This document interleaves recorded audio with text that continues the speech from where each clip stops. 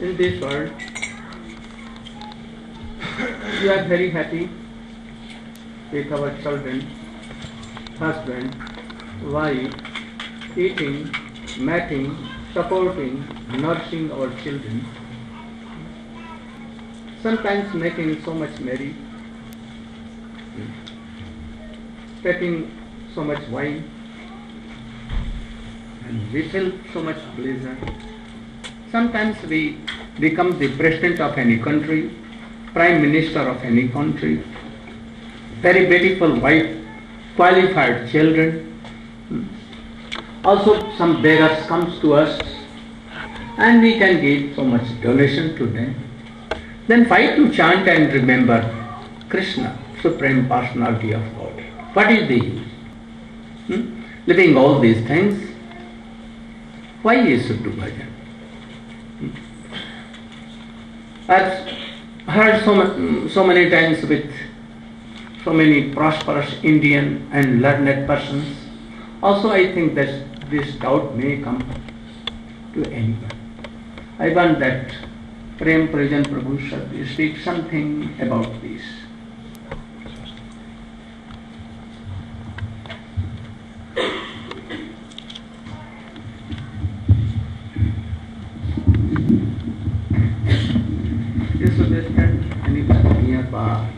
You can come here, Mohan.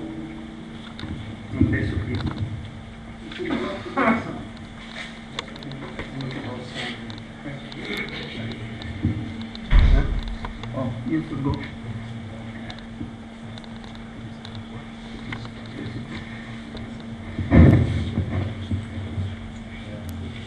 In very simple words, that we heard also can understand.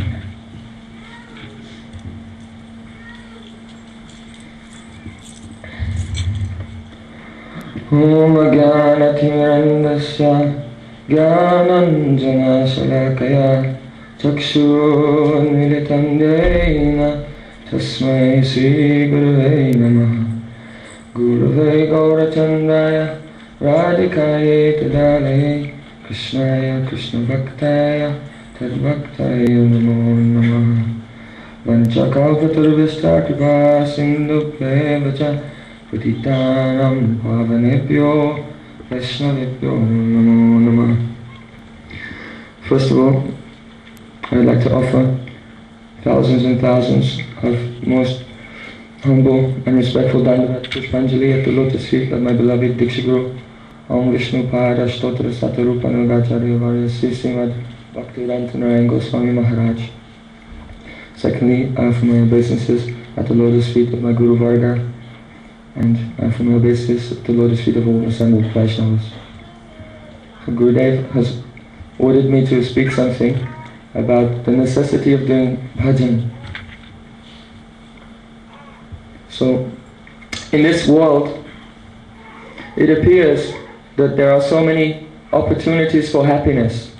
One may become very, very highly qualified and very learned, and this will bring so much respect. One may have physical beauty, and this will bring so much admiration.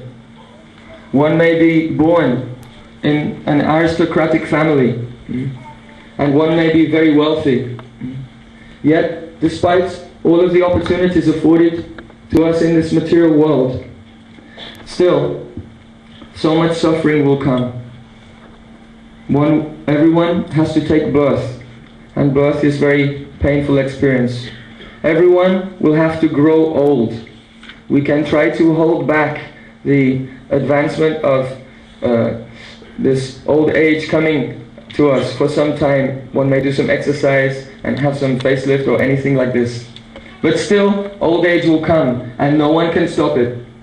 one will have to undergo so many diseases, if one can even live to that age.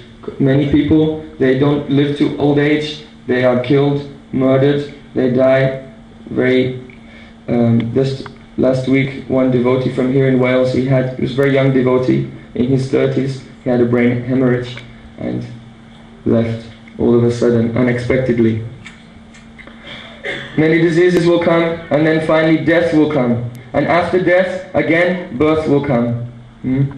And we don't know where. We will have to take the reactions of the activities that we've performed in this life and previous lives. So, many, many sufferings will come to us in this world. There is no way to avoid them.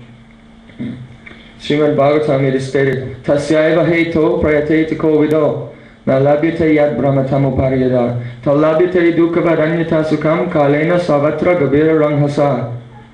That those who are actually intelligent and philosophically inclined should endeavor only for that purposeful end. In other words, for devotional service. One should only endeavor for that purposeful end, which is not obtained even by wandering from the topmost planet in the universe, Brahmaloka, down to the lowest planet, Patalaloka. One may say, but if I spend all my time trying to attain God consciousness, then how will I be happy? But Srimad Bhagavatam says, Talabhite dukkha varanyata sukham kalena savatra gabira ranghasa. As far as happiness derived from sense enjoyment is concerned, it comes automatically in the course of time, just as miseries come without making any endeavor. So people in this world, they're working so hard for happiness. But actually, the happiness and distress which is coming to us, it is fixed. It is a result of our previous activities. This is called karma. By our karma, by our good activities, some happiness will come. By our impious activities, some suffering will come. So this is fixed. One cannot change this. So those who are endeavoring very hard for happiness in this world, they will not get more or less than what is coming to them by their karma. So one should not endeavor for this. No one is making an endeavor, no one is making a plan to bring suffering. No one thinks, I'll make a plan that my children will get disease and die. No one is making a plan that, oh, my house will burn down. No one is making a plan that someone will break into my house and steal my wealth. Yet all of these things are happening anyway. So in the same way that without endeavor miseries are forced upon us, in the same way happiness will come to us. So we should not endeavor for these things, but rather we should just endeavor to awaken our dormant love of God. Why? Because this will put an end permanently to all of our sufferings. And Sri Chaitanya Charitamrita it stated, Krishna boli se jiva anadir bahi mukha atayeva mayatare sangsaradi dukha. Krishna boli se jiva. The jiva, the living entity, has forgotten Krishna, anadir bahimuk, and he's turned his face away from the Supreme Lord.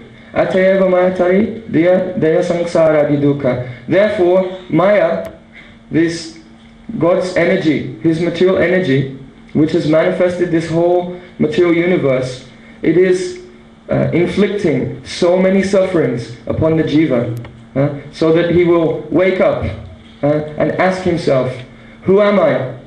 What am I doing here? Why am I suffering? And what is the goal of my life? At that time, if he has sufficient piety, sukriti, if he has rendered any service knowingly or unknowingly to Hari, Guru or Vaishnav, then he will meet. When this question comes in his heart, who am I? How can I make a solution to the problems of life? He can meet a bona fide Guru, a spiritual master, a direct manifestation of the mercy of the Supreme Lord. Guru Krishna Rupa Hana Shastra Paramana. Guru Rupa Krishna Kripa Karen Bhaktagani. Chaitanya Charitamrita says that the spiritual master is the manifestation of Krishna Rupa. He is a direct manifestation of the Supreme Lord, and he appears before the aspiring disciple to bestow upon him the mercy of Krishna. So, in 11th canto there's one verse, Nidayam adyam sulabam sudularbam plavam sukalpam guru karnadaram mayana kulena nabasva veritam pumam bhavadvim nataretsa atmaha. So in this verse it is stated, Nidayam adyam sulabam sudurlabam, that this human form of life affords us the opportunity to inquire into what is our real ultimate self-interest. There are 8,400,000 species of life. Insects, worms, fish, blades of grass, animals, mammals and reptiles and birds and so many species. When the jiva, on account of his karma, is traveling through these species, in any species, he cannot inquire into his real self-interest. Who am I and who is God and what is our relationship? But when, after traveling through many species, we attain the human form of life, then we have some, we are not callous, but we are actually conscious. We should not be callous like the animals, but we should be conscious to inquire what is the goal of life. So having attained this human form of life, this human form of life is said to be like a body, a boat. Plavam sukopam gunukarnadaram. This body is a boat. And it is the boat that the jiva, the soul, that which is actually us, our spiritual essence, which is traveling on the machine of this body.